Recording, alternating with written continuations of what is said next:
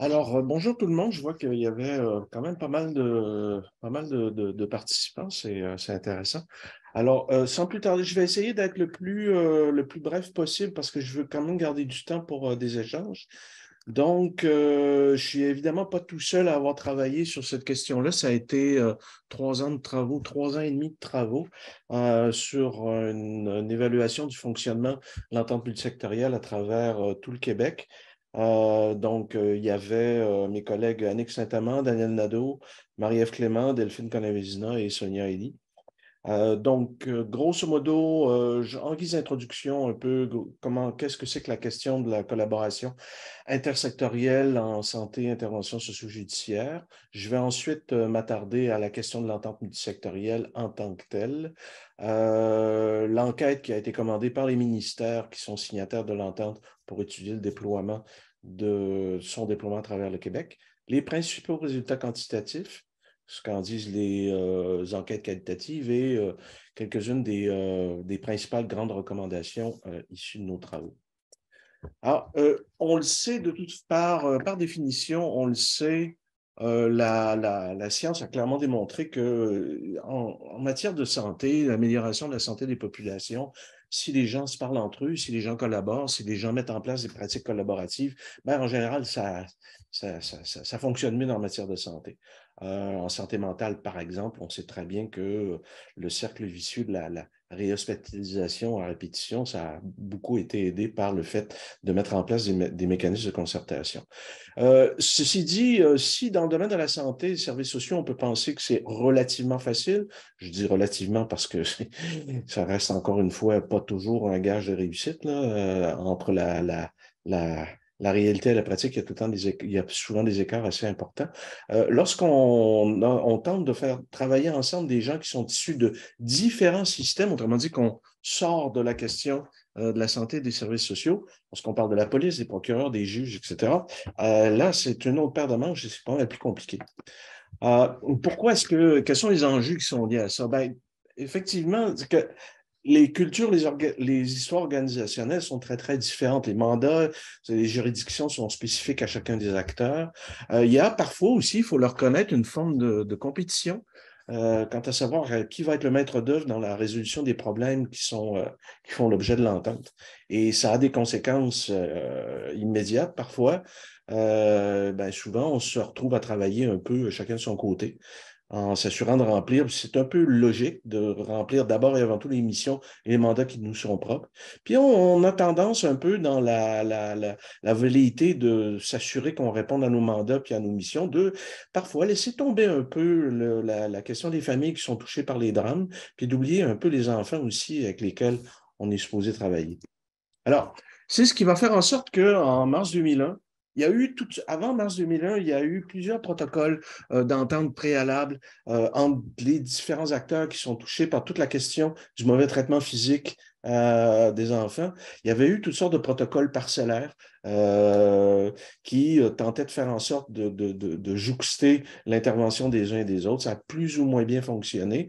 Et ce qui fait qu'en mars 2001, 5 ministères vont décider de signer l'entente multisectorielle relative aux enfants victimes d'abus sexuels, de mauvais traitements physiques ou d'une absence de soins menaçant leur santé et leur santé physique. Je dis en fait, ça obligeait les représentants de l'ensemble des partenaires à mieux se concerter. Ça obligeait, mais on va le voir de façon très concrète, il n'y a pas d'obligation en tant que telle parce que ce n'est pas une loi. C'est essentiellement un protocole d'entente. Mais de toute façon, l'objectif était vraiment de faire en sorte que les gens se parlent entre eux, qu'ils puissent collaborer, de se concerter de manière à subordonner, comme le dit les termes de l'entente en tant que tel, leurs objectifs particuliers à un objectif commun, la protection au sens le plus large possible des enfants. Alors, comment est-ce que ça devait s'articuler, ça, cette entente-là? D'abord, cette concertation-là, elle reposait sur 2 éléments clés. D'abord, l'établissement de protocoles d'action qui faisait en sorte que les ministères, les représentants des ministères signataires devait être en mesure de suivre en temps aussi réel que possible ce qui se passait sur le terrain à la suite du déclenchement du mécanisme.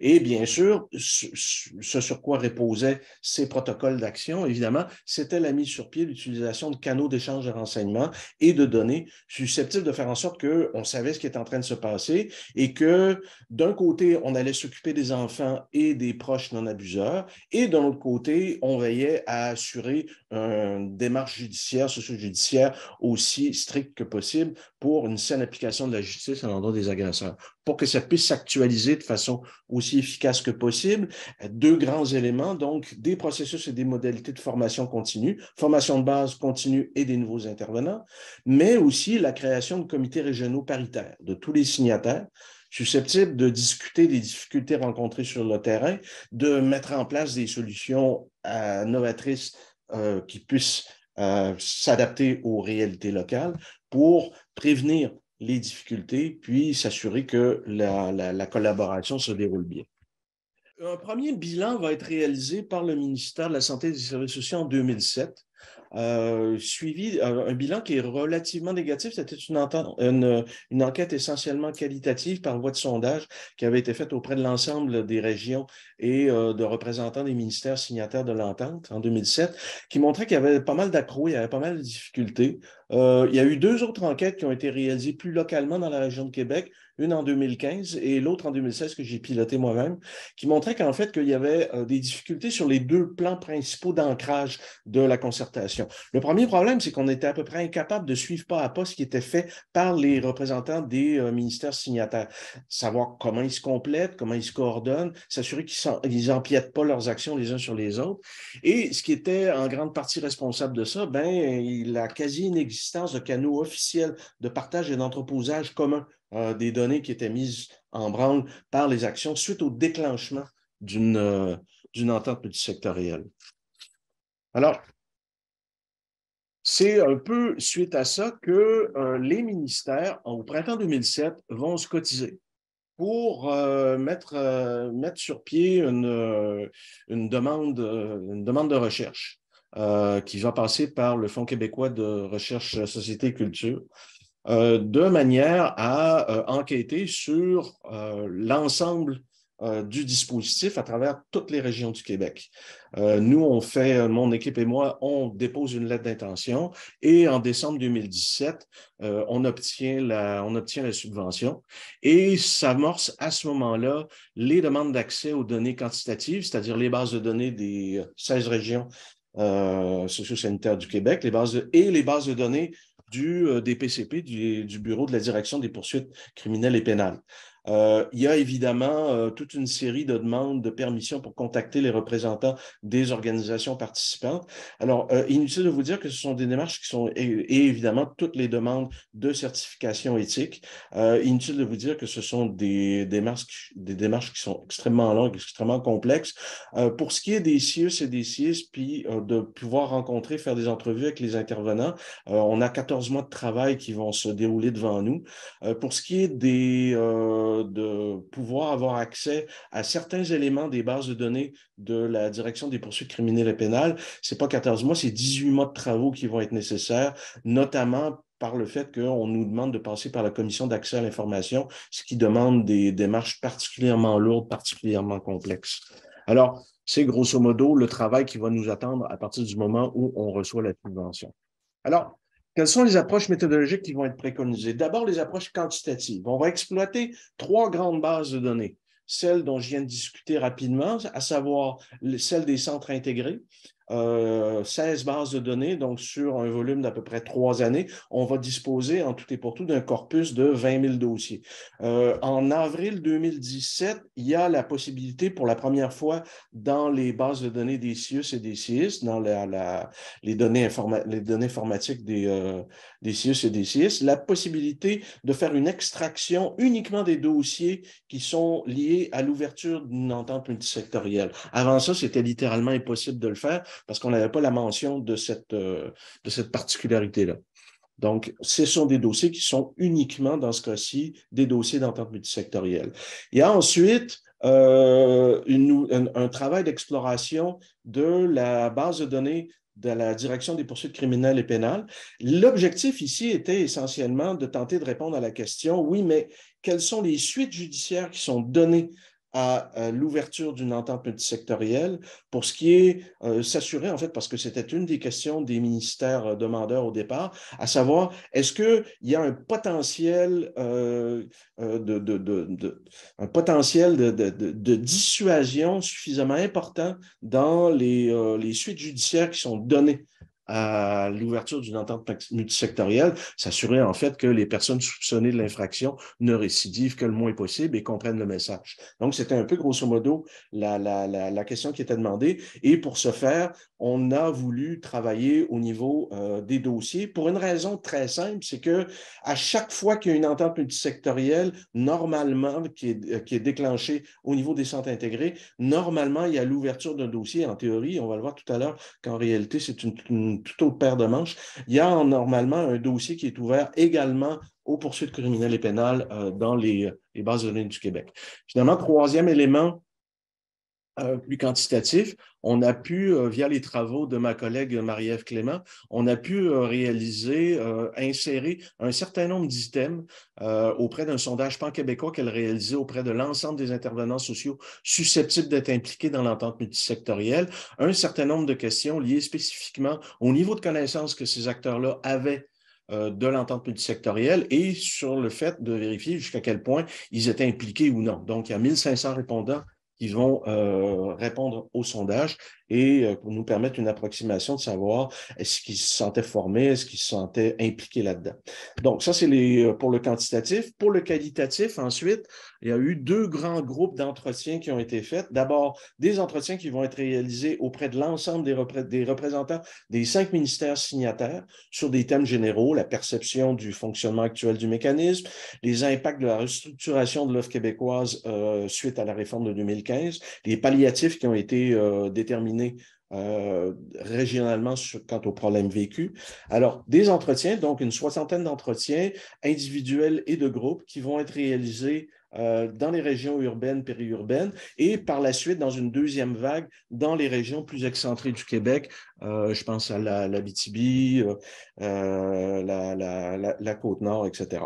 Et finalement, deuxième approche qualitative, des entretiens réalisés auprès d'adolescents et de parents non abuseurs ayant eu à passer au travers de l'entente multisectorielle. Vous constatez avec moi que le nombre d'entretiens réalisés dans ce cas-ci est extrêmement faible. Je vais revenir sur cette question-là tout à l'heure pour vous dire à quel point c'est quelque chose de relativement complexe auquel on a eu à faire face ici. Alors, les principaux résultats quantitatifs, d'abord, les situations qui vont faire l'objet d'une entente multisectorielle, la question de la rétention des signalements sur la nature des situations, les données judiciaires et les données tirées au niveau du sondage auprès des intervenants. Alors, premier élément, la question des situations qui vont faire l'objet d'une entente multisectorielle. Évidemment, deux grands groupes de motifs de signalement qui sont l'abus sexuel et l'abus physique. C'est tout à fait normal, l'entente multisectorielle est bâtie autour de ça. Donc, si on sait que globalement, les abus sexuels et les abus physiques se représentent à peu près à eux deux 100% en une répartition à peu près équivalente des motifs qui vont mener à l'ouverture d'une entente multisectorielle. Ce qu'on commence à regarder dès ce moment-là, c'est qu'il y a quand même certaines différences commencent à apparaître selon les régions. Il y a des régions où il y a davantage d'abus sexuels que d'abus physiques et vice-versa. Ceci dit, il faut savoir qu'au travers de l'ensemble des abus, et là, je ne parle pas que des abus en entente multisectorielle, mais l'ensemble des abus qui vont faire l'objet d'un signalement, il faut savoir qu'à travers le Québec, 90% des signalements sont faits au motif d'abus physiques et de négligence. Mais au niveau de l'entente multisectorielle, ce qu'on constate, c'est que les abus sexuels vont beaucoup plus systématiquement faire l'objet de l'ouverture d'une entente multisectorielle que ce n'est le cas des abus physiques. Alors, Lorsque je vous dis que les abus physiques et les abus sexuels représentent chacun à peu près la moitié des ouvertures, des motifs qui vont lier à l'ouverture d'une entente multisectorielle, on sait cependant qu'au niveau de l'abus sexuel et de l'abus physique, selon le sexe de l'enfant, c'est passablement différent. On voit par exemple que pour tout le Québec, les abus sexuels, les victimes sont à près de 80% des filles, tandis que la répartition est peut-être montre un peu plus de garçons, soit 55% au niveau de l'abus physique. Ceci dit, dans l'ensemble des régions, on commence à avoir un certain nombre de différences. Bon, on voit par exemple que pour ce qui est de l'abus sexuel, on parle ici essentiellement de situations d'abuseurs extrafamiliaux, tandis que pour ce qui est de l'abus physique, on parle à majorité de situations d'abus intrafamiliaux. Par contre, les différences entre les sexes vont varier d'une région à l'autre. Par exemple, pour ce qui est des abus sexuels, c'est entre 61 et 85% des situations où les filles sont les filles sont représentées à majorité. Tandis que pour ce qui est des abus physiques, là, il y a des répartitions entre 53 et 71% des garçons. Il y a certaines régions, donc 4 régions, pour lesquelles les proportions sont tout à fait équivalentes, garçons et filles. Alors, c'est ici qu'on commence à voir, selon la nature des abus, selon le fait qu'on retient le signalement ou on ne retient pas le signalement. Ici, on va voir que les différences d'une région à l'autre commencent à être assez importantes. Par exemple, pour ce qui est de savoir est-ce qu'on retient le signalement en abus sexuel, ben, si on sait qu'au Québec, en général, à 54%, on va retenir l'abus, on va retenir le signalement, on voit que c'est entre 22 et 97% des signalements pour abus sexuels qui vont faire l'objet d'une rétention et qui vont faire l'objet d'une entente multisectorielle. Et ça varie vraiment de façon assez magistrale d'une région à l'autre. Même pour l'abus physique, si on voit qu'à 86% des situations, des signalements en abus physique vont être retenus, on voit que ça varie là aussi pas mal d'une région à l'autre, soit entre 67 et 97%. Il y a une région qui se démarque où seulement 47% des signalements pour abus physiques vont être retenus. On voit également que de façon générale, que les signalements sont beaucoup plus souvent retenus dans les situations d'abus physiques que d'abus sexuels, mais ça, c'est quelque chose qu'on savait déjà avant même l'introduction de l'onglet spécifique en 2017, quant à savoir est-ce que ça fait l'objet d'une entente multisectorielle ou pas. Je vous montre ici le résultat de vraiment ce qui est le plus parlant de la disparité d'une région à l'autre. En fait, c'est de savoir, on s'est intéressé à la savoir en régression logistique, c'est toujours la question de savoir est-ce que le fait qu'il y ait présence d'une variable ou non va faire augmenter ou diminuer la possibilité que le signalement soit retenu. Alors, si on voit par exemple dans le premier cas, si la victime est une fille, on voit par exemple que dans la région Capitale-Nationale, le fait que le signalement qui est avancé à la réception, si la victime est une fille, va être 2 fois plus retenu. Par contre, en Estrie, on voit que le fait que la victime est une fille va faire diminuer la possibilité que le signalement soit retenu. Même chose sur la variable, y a-t-il une vérification complémentaire de terrain? Alors, on voit qu'il n'y a qu'une seule région où ça va faire en sorte que le signalement va être beaucoup plus retenu à 1,58 fois plus, soit Saguenay-Lac-Saint-Jean, tandis que dans les 3 autres régions, ça va faire diminuer la possibilité que le signalement soit retenu. On a, je ne veux pas tous les passer parce qu'il y en a beaucoup, mais si je prends par exemple la question de la nature de l'abus, si c'est un abus physique, on constate par exemple que dans Montréal Centre-Sud, le fait que c'est un abus physique va faire en sorte qu'il y a 10 plus que 10 fois plus la possibilité que ce soit retenu, tandis que dans l'autre région de Montréal et en Capitale-Nationale, ça va faire en sorte que le signalement va être moins retenu et beaucoup moins retenu. Donc, on voit qu'il y a vraiment des disparités très grandes d'une région à l'autre quant à ce qui va faire l'objet, est-ce qu'on retient le signalement ou non en entente multisectorielle. Donc, il y a vraiment une très grande disparité ici sur un certain nombre de variables qui sont inclus, évidemment, dans le dossier qui fait l'objet d'une entente multisectorielle. Alors, donc, premier constat sur lequel on peut tirer, il y a des très, très grandes disparités régionales. Et très important aussi, ces grandes disparités régionales-là ne s'expliquent pas par des variables qui sont beaucoup plus d'ordre sociodémographique ou de santé générale. Autrement dit, toute chose étant égale par ailleurs, on n'arrive pas à trouver de facteurs socio-économico-démographiques qui vont faire en sorte qu'il y a une explication potentielle sur ces très grandes différences quant à savoir est-ce qu'on retient ou pas le signalement. Deuxième grande enquête quantitative dans nos travaux, les données tirées des bases de données de la direction des poursuites criminelles au pénal. Donc, comme je vous le disais d'entrée de jeu, les deux grands objectifs, savoir jusqu'à quel point le lien qu'il y a entre le point d'entrée des situations d'entente multisectorielle et les orientations judiciaires qui vont être préconisées. Autrement dit, est-ce qu'on poursuit, est-ce qu'on ne poursuit pas, est-ce qu'on ne retient pas, etc. Mais également une question qui était posée par les demandeurs à l'origine, savoir, peut-on estimer un potentiel de dissuasion générale et spécifique, générale étant entendu sur l'ensemble de la population par la publicisation qui peut être faite autour d'une condamnation d'un agresseur, mais spécifique également, à savoir, est-ce que l'individu, la personne qui a été soupçonnée qui est poursuivie, qui est reconnue coupable, récidive-t-elle ou non? Donc, peut-on établir le potentiel de dissuasion des poursuites criminelles et pénales à l'endroit des abuseurs? Bon, d'entrée de jeu, on postulait qu'il y avait l'existence d'une certaine homogénéité entre les données issues des CIUS et des CIS et celles de la base des données des directions des poursuites criminelles et pénales. Tout simplement parce que chaque situation d'entente multisectorielle, je vous l'ai dit tout à l'heure, que le signalement soit retenu ou non par la protection de l'enfance, doit être inscrite dans le registre des poursuites pénales, qu'il y ait ou non décision d'entamer des poursuites judiciaires.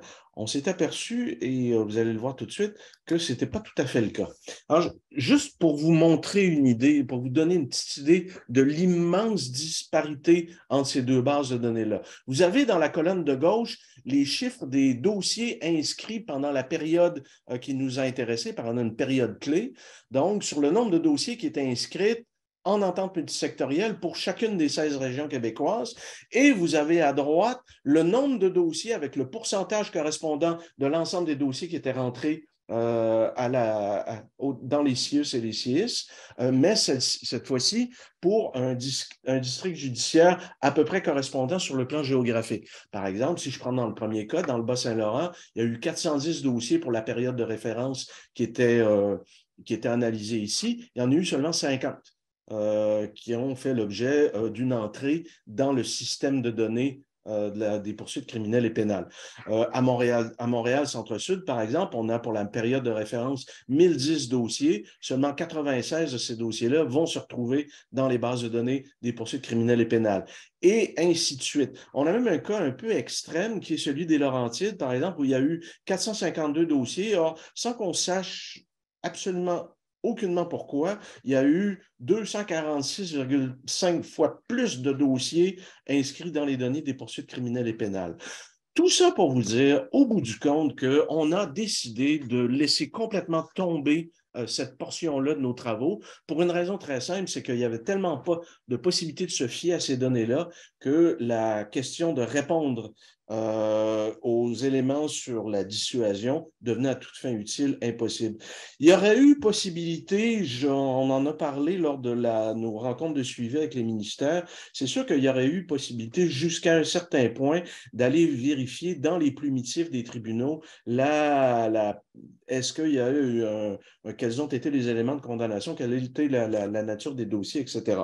Or, évidemment, le problème que ça pose, c'est qu'il fallait faire l'adéquation entre l'ouverture d'un dossier à la protection de la jeunesse et les suites judiciaires. Évidemment, comme ce sont des dossiers qui sont des données qui sont strictement anonymes et qui ne correspondent pas, la mise en commun de ces données-là devenait à toute fin utile impossible. Premier problème. Et le deuxième problème, c'est que c'est un travail à ce point fastidieux qu'on se l'était dit en équipe de recherche, qu'à peu près l'ensemble de la subvention aurait pu être consacré uniquement à tenter d'élaborer cette question-là, ce qui fait qu'on a un peu laissé de côté cet élément-là pour se consacrer beaucoup plus aux questions des suivis suite aux suivis socio-sanitaires réalisés à la suite de l'ouverture d'une entente multisectorielle. Troisième base de données sur les constats plus généraux, sur le sondage fait auprès des 1500 intervenants sociaux. Bon, on sait que les intervenants de la protection de la jeunesse sont littéralement beaucoup plus conscients de savoir que l'entente multisectorielle s'applique à leur travail et ils se sentent suffisamment formés pour la mettre en branle. Donc ça, c'est une bonne chose en tant que telle. Ceci dit, lorsqu'on va un peu plus largement, c'est-à-dire au niveau des écoles et des CPE, les réponses sont plus ambivalentes. Alors, les milieux plus périphériques à l'entente multisectorielle, mais néanmoins susceptibles d'être impliqués, sont beaucoup moins au courant de la façon dont ça s'applique et beaucoup vont dire que ça ne s'applique pas, alors que pourtant, ils représentent des ministères, des milieux dont les ministères responsables sont signataires de l'entente multisectorielle. En fait, c'est 40% des répondants qui vont déclarer ne pas savoir si l'entente s'applique ou non à leur milieu. Pourtant, des milieux qui sont, je le répète, tous issus sous la responsabilité de ministères qui sont signataires de l'entente multisectorielle. Un constat intéressant, c'est que dans les régions plus éloignées, les gens, les répondants se disent davantage formés et plus au courant de la façon dont l'entente multisectorielle s'applique. En fait, on pourrait, c'est une des hypothèses, en fait, c'est qu'on explique cette réalité-là par le fait que le taux de roulement est peut-être un petit peu moins important dans les régions et que, ben, finalement, comme ils sont moins nombreux, l'entente multisectorielle va impliquer un nombre relativement restreint d'intervenants qui vont développer une expertise un peu plus pointue dans ces domaines-là. Les enquêtes qualitatives. Donc, je vous l'avais dit tout à l'heure, deux grands groupes d'enquêtes. D'abord, la première perspective, celle des acteurs impliqués dans le déclenchement. Alors, qui sont-ils? On a commencé par établir on a réalisé un certain nombre d'entretiens avec ceux que j'appelle le noyau du déclenchement des ententes multisectorielles, à savoir les représentants des directions régionales de la protection de l'enfance et de la jeunesse, qui relèvent du ministère du M3S, les représentants de la direction des poursuites criminelles et pénales et les enquêteurs de police, spécialisés ou non, qui vont relever les services policiers des régions, des différentes régions touchées. Finalement, un deuxième groupe d'acteurs va être également abordé, les intervenants des centres à la petite enfance et les intervenants du milieu scolaire. Au travers de ces groupes-là, on va avoir parfois quelques représentants d'organismes à but non lucratif. Je pense évidemment ici au CAVAX, au CALAX, qui ont vocation en matière d'aide et de soutien aux victimes d'actes criminels. Alors, qu'est-ce qui ressort de ces entrevues? Premier élément, la question du partage de l'information. Le partage de l'information, évidemment, il y a une forme de méconnaissance générale. Méconnaissance générale des modalités et des services existants. On sous-utilise en fait les services ou les applications autour des modalités de l'entente multisectorielle. Il y a une confusion qui ressort de la part des discours tenus par les acteurs quant à la question des balises légales. Quelles sont les données que j'ai le droit d'échanger? Quelles sont celles que le partenaire signataire de l'entente peut ou non me communiquer? Dans quelle mesure? Jusqu'à quel point et à quel moment? Donc, c'est très compliqué pour être capable de déterminer clairement est-ce qu'on s'est entendu sur quelles sont les informations qui peuvent ou non faire l'objet d'un partage dans le cadre de la situation d'une entente multisectorielle. La deuxième thématique, et vous allez voir, ça va avoir des conséquences sur des choses sur lesquelles je vais revenir tout à l'heure. Deuxième thématique qui émerge, c'est la question des ressources humaines. On le sait, la question du roulement du personnel est un défi qui a été mentionné de façon unanime lors des entretiens. Ça entraîne une forme de perte d'expertise. Ça rend évidemment la cohésion des équipes beaucoup plus difficile. Et une chose qui est intéressante, je vous l'avais mentionné rapidement tout à l'heure, on le voit un petit peu moins dans les régions un peu plus éloignées. Puis justement, il y a peut-être un peu plus de cohésion au niveau de l'équipe et de connaissance de l'expertise relative des uns et des autres qu'on retrouve beaucoup moins dans les milieux urbains, dans les milieux des grandes villes. Euh, Ce qui ressort également, c'est le manque de ressources humaines spécialisées et adéquatement formées. Et c'est particulièrement vrai à la fois dans les équipes médicales, mais aussi dans les équipes policières où on le sait, la trajectoire policière, la trajectoire de carrière des policiers va faire en sorte que le déplacement ne s'accompagne pas toujours d'une transmission d'expertise accumulée. Donc, troisième thématique, la question des rôles et des responsabilités. C'est toujours assez difficile de savoir qui est responsable de quoi dans le fonctionnement de l'entente multisectorielle. Et ça peut avoir comme impact, on va le voir tout à l'heure au niveau de ce que les gens qui sont passés au travers de l'entente multisectorielle vont nous dire, c'est qu'au niveau du traitement interdisciplinaire, c'est assez difficile de voir un peu, grosso modo, qui fait quoi, de quelle manière, quel impact ça va avoir. La trajectoire de service actuelle, c'est la quatrième thématique qui va émerger. Les gens vont dire que c'est complexe, c'est difficile de bien comprendre chacune des étapes et de les mettre en application.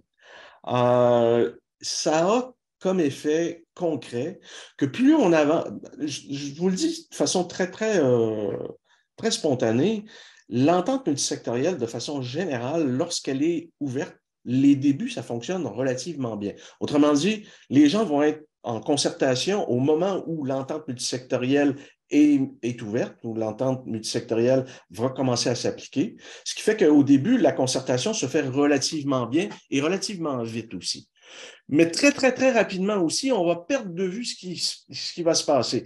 Les vitesses de fonctionnement des différents acteurs qui sont impliqués au sein de l'entente multisectorielle sont extrêmement variables et n'obéissent pas toujours, ça je vous l'ai dit d'entrée de jeu, à une même logique, à un même mandat, à les mêmes missions. Ce qui va faire en sorte que plus on avance dans le temps, plus c'est difficile de savoir qui fait quoi. Ça devient difficile pour les partenaires de communiquer leurs décisions, leurs actions, ce qui fait en sorte que la compréhension commune de l'évolution du dossier demeure à toute fin utile extrêmement approximative.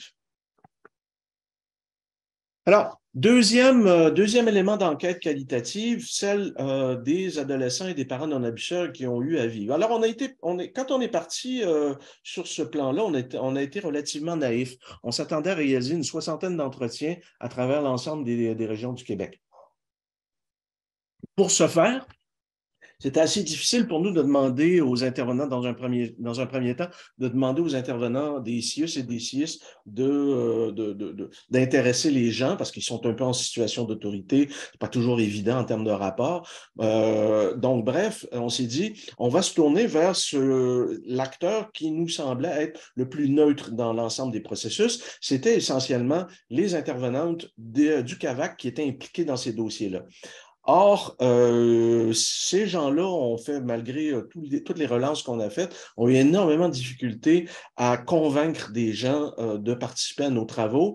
Et je dois vous avouer qu'en parlant, par exemple, à nos collègues plus spécialisés dans le trauma au niveau des enfants, c'est un peu compréhensible que des parents qui ont eu à passer au travers de ces processus-là, on a vu toutes les difficultés liées au suivi de dossiers, de revivre un peu ces événements-là. C'est compréhensible que c'est assez difficile, ça ne nous tente pas, on a tourné la page. Bref, on s'est ramassé finalement avec 8 entretiens et c'est ce matériel-là dont je vais vous parler brièvement maintenant. 3 grands thèmes vont sortir de l'analyse. Donc, pour les victimes, c'est un processus qui est parfois très déshumanisant. Ils se sentent confus, des processus complexes. On informe relativement peu de ce qui est en train de se passer. Les communications qui sont faites aux victimes sont peu claires. On a l'impression de la part des victimes d'être tenues à la carte des victimes, mais des parents non abuseurs aussi.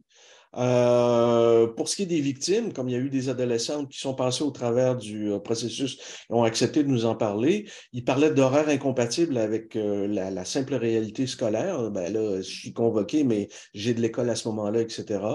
des placements en famille d'accueil, centre de réadaptation qui vont entraîner des chamboulements, des ruptures de service. De façon générale, ce sont des processus, c'est ce que les gens nous disent, qui sont peu adaptés à la réalité des enfants qui sont victimes. Un processus qui est, pour certaines victimes, retraumatisant. L'impression de s'être senti un peu trahi. L'impression de se sentir envahi, d'être ramené à l'expérience de l'abus, avoir l'impression de vivre un peu avec une épée de Damoclès.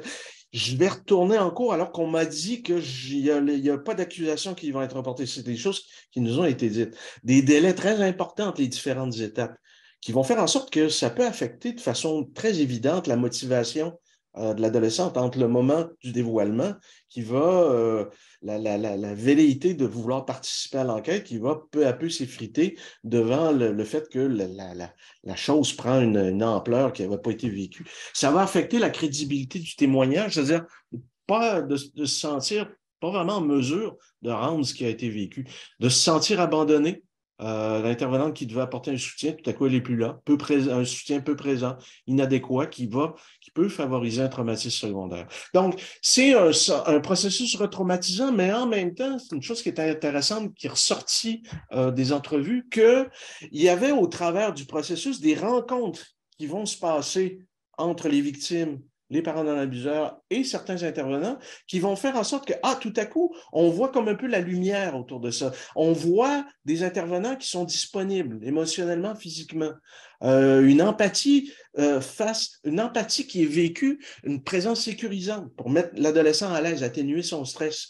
Des accompagnements particuliers, témoignages en visioconférence, de faire en sorte qu'on n'ait pas à côtoyer l'agresseur. L'intervenant du CAVAC pendant le témoignage comme étant un élément de renforcement extrêmement important. Le grand problème qu'on a eu au travers de ça, c'est que c'était absolument impossible de savoir est-ce que c'était des intervenants d'un milieu particulier, parce que ce que les victimes nous racontent, ça peut être un policier, ça peut être une intervenante du CAVAC, ça peut être un intervenant des services sociaux, etc., etc. Bref, on a énormément de difficultés à savoir d'abord qui est la personne qui va apporter ce soutien, cette aide, mais à quel moment du processus également. Donc, ça devient un petit peu difficile de déterminer qui fait ce genre de job-là. Au travers des entretiens, des rares entretiens qu'on a fait avec les victimes et les parents d'un abuseur, quelques pistes d'amélioration qui sont formulées par les parents, d'offrir des groupes de soutien pour les victimes un peu plus jeunes, d'avoir accès à des intervenants spécialisés en matière de violence auprès des enfants, d'étendre les ressources auprès des membres de la famille. Autrement dit, ce n'est pas juste la victime, ni le proche significatif, c'est un peu plus large que ça. D'offrir un accompagnement accru, continu, un nombre minimal de rencontres de soutien psychologique. Et évidemment, c'est ce que les gens souhaitent, de réduire les délais associés au processus judiciaire. De savoir si c'est réaliste ou pas, ça c'est une autre paire de manches. Je voulais juste de savoir ce qu'il en est. Alors, je termine avec ça en espérant que mon temps n'est pas trop exagéré. Moi, je suis bon. Donc, les grandes recommandations, un certain nombre de grandes recommandations issues de nos travaux. Très clairement, on l'a vu tout à l'heure avec la grande disparité régionale. Je pense qu'il faut s'attarder à revoir et uniformiser les critères de rétention et d'évaluation de la compromission dans les situations qui sont soumises à une entente multisectorielle. Je veux dire, c'est quand même aberrant que même on l'a vu ici dans la région de Québec, dans Québec et Chaudière-Appalaches, on avait des différences énormes, très importantes quant à savoir est-ce qu'on retient ou pas ce signalement-là en matière d'entente multisectorielle.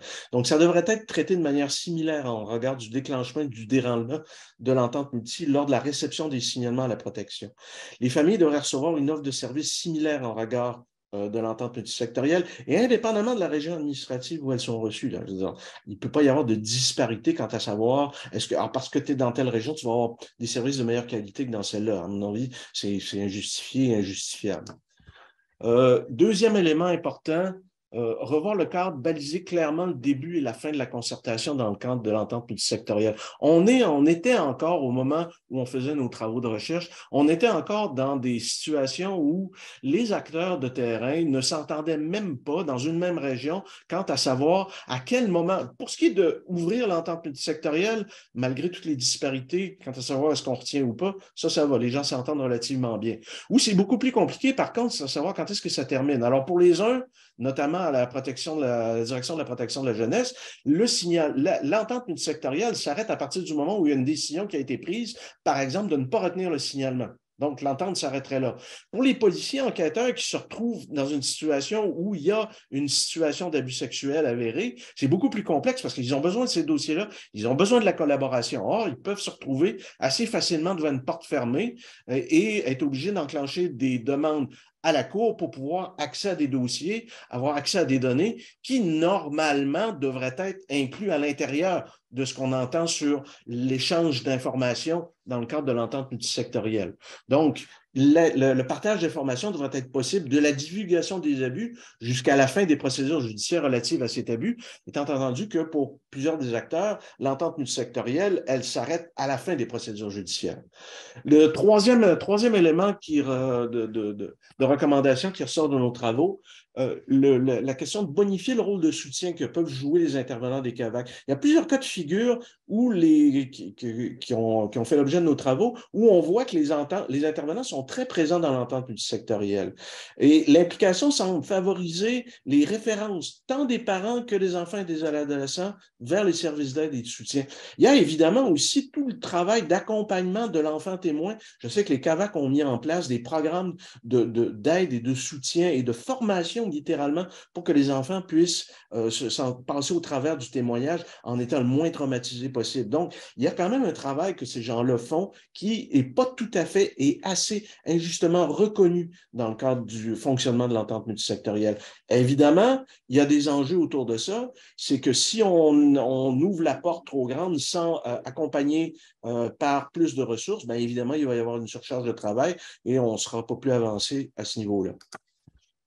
Quatrième élément, assurer une mise à niveau, une formation continue dans le cadre de l'entente multisectorielle. On le sait, la question du roulement de personnel est revenue souvent. Les services sont déjà surchargés. C'est assez difficile d'assurer un transfert efficace d'expertise et de connaissances.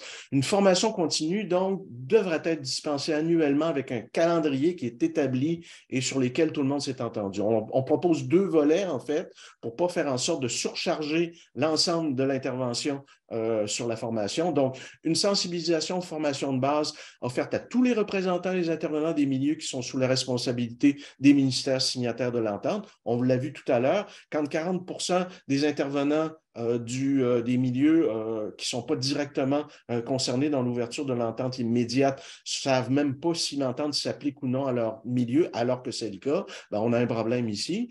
Et deuxième élément, une formation plus spécialisée pour les intervenants qui travaillent directement en contexte d'entente multisectorielle, autant sur le plan clinique que sur le plan des particularités liées à l'organisation régionale des services. Je veux dire, des services rendus aux enfants dans une modalité intégrée. C'est ce qu'on souhaite, c'est ce qu'on propose. Cinquième élément, améliorer et étendre les ressources de soutien auprès des enfants et des adolescents victimes. Je l'ai dit tout à l'heure, offrir un accompagnement psychosocial accru et continu, ne pas se retrouver dans des vides comme ce que les enfants victimes nous ont dit, mais également les intervenants nous disaient qu'eux autres, leur travail s'arrêtait là et qu'on ne savait pas trop ce qui se passait par la suite. Donc, un accompagnement psychosocial accru et continu aux victimes et à leurs parents tout le long des procédures judiciaires. Finalement, dernière et sixième recommandation, il demeure quand même absolument incroyable, puis c'est le cas, à mon avis, encore actuellement, à moins que les choses aient bien changé entre le dépôt de notre rapport et ma conférence d'aujourd'hui. C'est quand même assez incroyable qu'actuellement au Québec, on soit dans l'impossibilité de documenter les trajectoires d'intervention et de service des enfants qui font l'objet d'un support en matière d'entente multisectorielle. Je veux dire, on ne sait littéralement pas ce qui se passe. Alors, il faut absolument qu'on mette fin à cette absence-là. Évidemment, qui dit absence de connaissances sur le suivi, dit absence de connaissances sur les meilleures pratiques puis les meilleures façons d'accompagner les enfants victimes et les parents d'un agresseur. Donc, assurer que les trajectoires de service et les supports puissent être adéquatement documentés, monitorés, du début de l'entente multisectorielle jusqu'au rétablissement complet des personnes.